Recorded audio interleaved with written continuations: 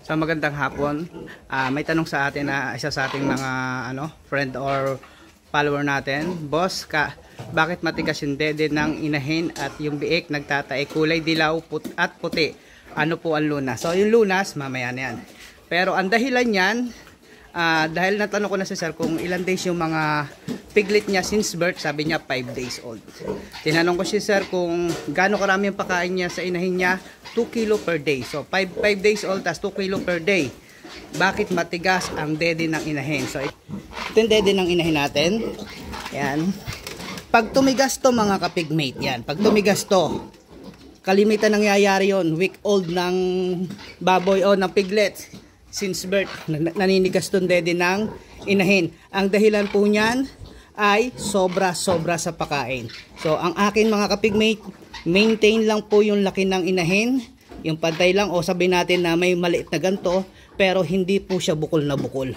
Yan, kailangan hindi bukol na bukol yung dede ng inahin.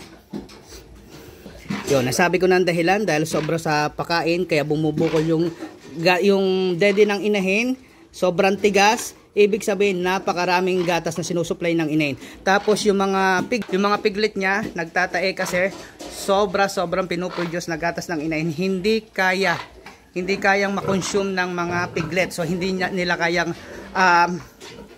matunaw, o sabihin natin na dumedede sila, hindi nila nauubos lahat, o kung kasi ang mga piglet habang may laman yung gatas, yung dede ng inahin ng gatas, patuloy yan na dumedede. Doon po sumusobra ng dede yung mga piglet natin at yung po nagiging dahilan ng pagtatai nila. So magandang hapon. May tanong sa atin na isa sa ating mga friend or follower natin. Boss, bakit matigas yung dede ng inahin at yung biik nagtatae kulay dilaw at puti? Ano po ang lunas? So yung lunas, mamaya na yan. Pero ang dahilan yan, dahil natanong ko na si sir kung ilan days yung mga piglet niya since birth, sabi niya 5 days old. Tinanong ko si sir kung gaano karami yung pakain niya sa inahin niya, 2 kilo per day. So 5 days old tas 2 kilo per day. Bakit matigas ang dede ng inahin? So ito yung dede ng inahin natin. Yan. Pag tumigas to mga kapigmate, yan. Pag tumigas to, kalimitan nangyayari yon, week old ng baboy o ng piglet since birth, naninigas tong dede ng inahin. Ang dahilan po niyan ay sobra sa pakain. So ang akin mga kapigmate, maintain lang po yung laki ng inahin, yung pantay lang, o sabihin natin na may maliit na ganto pero hindi po siya bukol na bukol. Yan, kailangan hindi bukol na bukol yung dede ng inahin. So nasabi ko na ang dahilan dahil sobra sa pakain kaya bumubukol yung dede ng inahin, sobrang tigas. Ibig sabihin napakaraming gatas na sinusupply ng inahin. Tapos yung mga piglet niya nagtatae kasi sobrang pinuproduce na gatas ng inahin. Hindi kayang makonsume ng mga piglet. So kasi ang mga piglet habang may laman yung gatas, yung dede ng inahin ng gatas, patuloy yan na dumedede. Doon po sumusobra ng dede yung mga piglet natin at yung po nagiging dahilan ng pagtatai nila. So ito naman mga kapigmate, sasagutin naman natin yung day 1 daw na bagong anak na piglet. Pagkalabas, mga ilang oras lang o unang dumi nila ay mga basa daw yung dumi nila. So yan naman ang share natin ngayon para sa ganong senaryo mga kapigmate. Day 1 simula pagkaanak, yan po ay normal.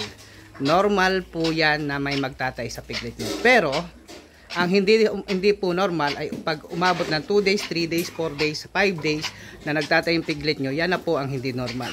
So ngayon, i-share ko sa inyo ang ginagawa ko dyan para sa mga piglet na nagtatay na day 1 pa lang since birth.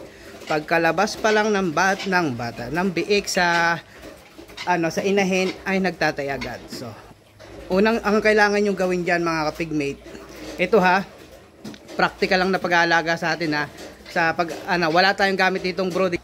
Wala tayong gamit na brooding light dito sa mga inay natin at lalong-lalo na dito sa mga biik. Practical lang to. Hindi natin kailangan ng brooding light, so hindi tayo maglalagay ng heater sa mga piglet. Day 1 na nagtatay ang piglet, ano nga ba ang dapat gawin natin para tumigas yung dumi ng piglet? Ang the best na paraan dyan, wala tayong ibibigay na gamot sa mga piglet. No need kahit anong gamot. Ang kailangan po natin dyan, day 1 na nagtatay ang piglet ay huwag pakainin ang inahin sa loob ng 24 oras. Sasabihin nyo, 24 oras, di nawalan daw ng gatas yung inahin. So meron po nag-comment ng ganyan dati. Na, kasi itong mga paraan ko, ay lagi ko po sineshare sa iba.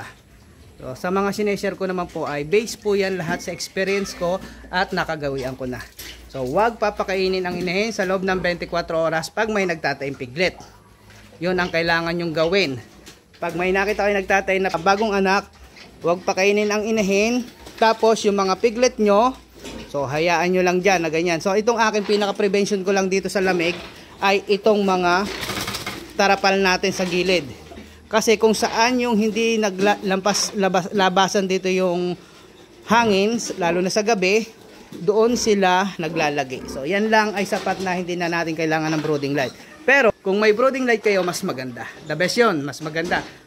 Pinaka the best sa pag-aalaga ng baboy o ng inahin na bagong anak, yung mga piglet natin ay may brooding light.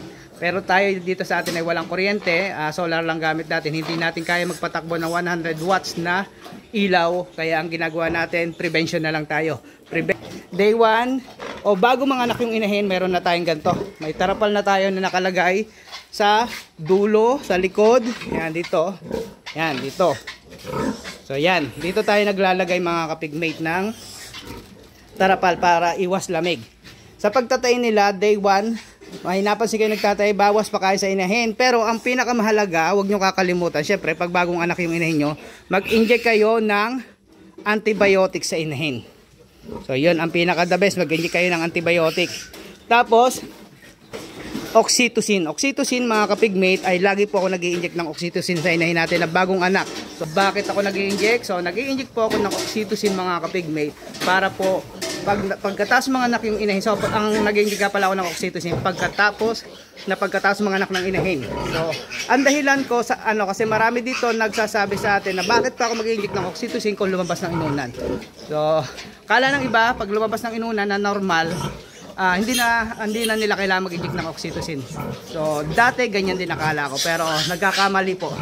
Nagkakamali ako dati, maling-mali talaga yung ginagawa ko na minsan hindi ako nag-inject ng oxytocin pagkaanak, pag lumabas ng inunan. Pero ang nangyayari,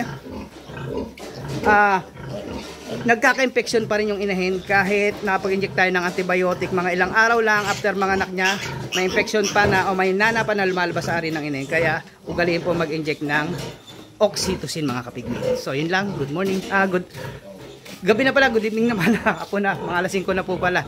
Magandang hapon sa inyo, magandang hapon.